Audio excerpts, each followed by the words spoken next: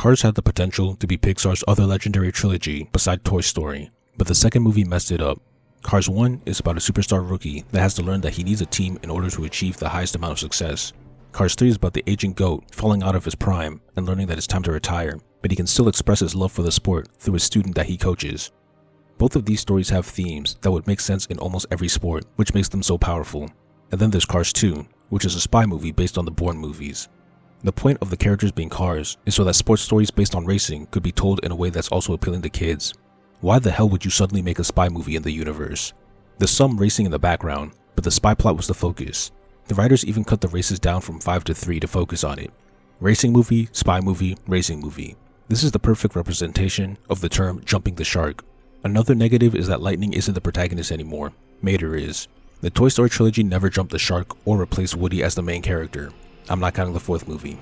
Monsters University had the Deuteragonist take the lead in the sequel, but that's a prequel sequel, so it's fine. The movie's also amazing. Inside Out 2 was a solid sequel and it didn't jump the shark or replace the protagonist. Cars 2 was a colossal mistake, but how can it be fixed?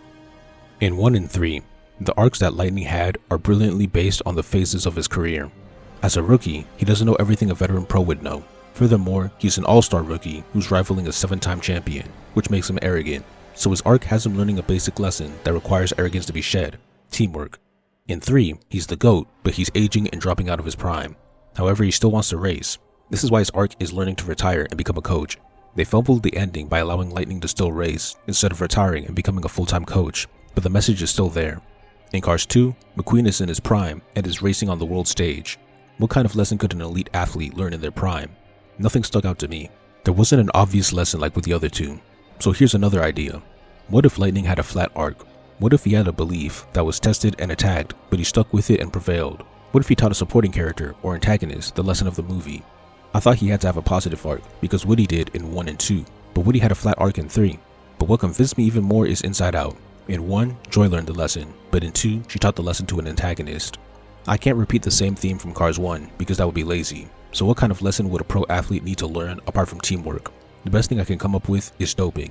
It's an issue in a lot of sports, and it isn't tied to rookies or aging veterans. Athletes in their prime do it. Francesco Bernoulli is the rival in Cars 2, so he would be the one doping, and Lightning would have to teach him not to. It's a little mature, but I think it can still work for children as long as it's a car metaphor.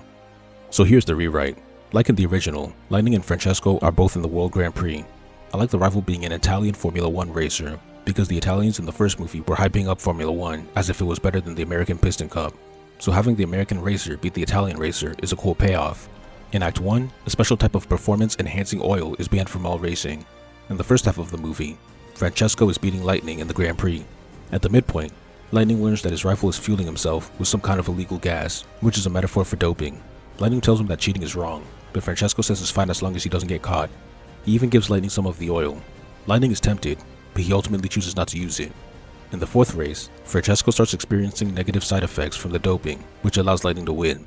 Before the final race, McQueen tells Bernoulli to quit using the oil because he wants to race him on even ground to see who's really the best.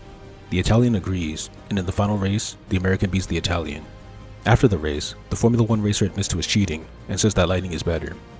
Initially, I was going to make Francesco lose the final match due to his doping side effects, while Lightning wins due to being clean. That would externalize the theme well, because the hero wins due to his belief that cheating is bad, while the rival loses due to his belief that cheating is good.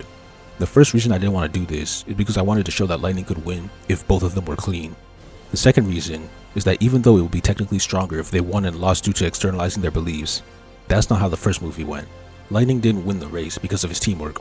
He almost did, but he sacrificed the win for something greater. So if he didn't win because of the theme in 1, then it's fine for him to not win because of the theme in 2. I think this story is significantly better and more in line with the spirit of Cars. If this was Cars 2, and the ending of 3 was slightly changed, I think this would be a better trilogy than Toy Story.